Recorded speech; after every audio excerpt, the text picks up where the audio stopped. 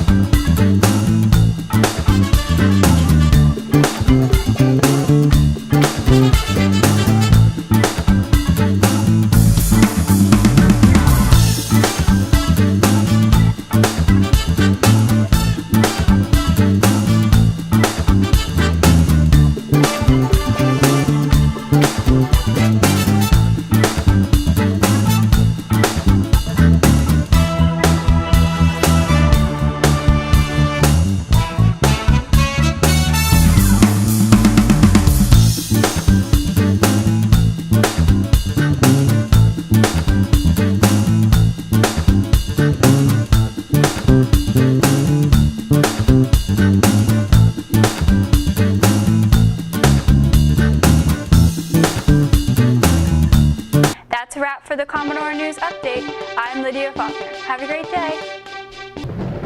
This has been a Commodore News Update.